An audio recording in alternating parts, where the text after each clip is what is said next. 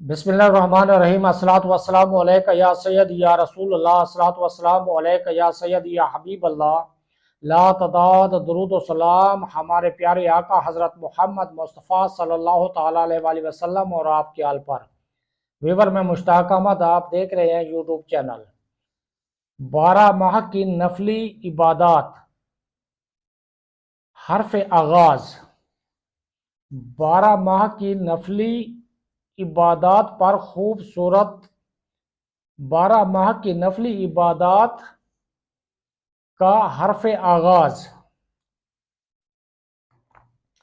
بسم اللہ الرحمن الرحیم۔ الحمدللہ رب العالمین والعاقبۃ للمتقین والصلاۃ والسلام علی رسولہ محمد وآلہ وصحبہ اجمعین، والسلام علی جمیع الانبیاء والمرسلین وعلی جمیع الملائکہ مکرمین والمقربین وعلی عباد اللہ الصالحین انک مجیب الدعوات برحمتک یا ارحم الراحمین۔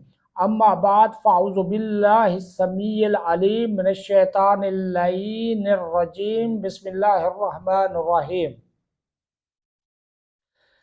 اللہ عز و جل کے نام سے شروع جو نہایت مہربان اور رحم والا ہے۔ اللہ عز و جل ہر شے کا مالک ہے۔ یوں تو ہر عبادت کی اپنی جگہ اہمیت ہے، لیکن بعض نفلی عبادتوں کو اللہ تعالیٰ نے خاص فضیلت عطا کی ہے۔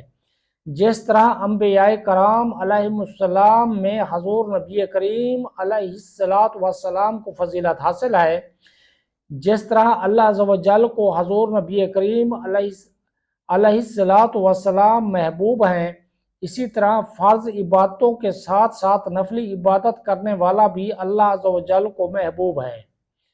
حضور نبی کریم صلی اللہ تعالیٰ علیہ وآلہ وسلم اللہ عز و جل کی بارگاہ میں قیام کرنے کا طریقہ بیان کرتے ہوئے فرماتے ہیں کہ تم اللہ کی عبادت اس طریقے سے کرو کہ گویا تم اس کو دیکھ رہے ہو، اور اگر تم ایسا نہ کر سکو تو یاد رکھو کہ وہ تمہیں دیکھ رہا ہے۔ نیز حضور نبی کریم صلی اللہ تعالیٰ علیہ وآلہ وسلم کا فرمان ہے کہ تم اپنی عبادتوں میں اخلاص پیدا کرو، کیونکہ جس کی عبادت میں خلوص ہوتا ہے وہ صادق ہوتا ہے۔ ایک اور موقع پر حضور نبی کریم صلی اللہ تعالیٰ علیہ وآلہ وسلم نے ارشاد فرمایا کہ مجھے میرے رب نے ادب سکھایا اور بہت اچھا ادب سکھایا۔ ان احادیث کی روشنی میں معلوم ہوتا ہے کہ عبادت کرتے وقت خلوص نیت شامل حال ہونی چاہیے۔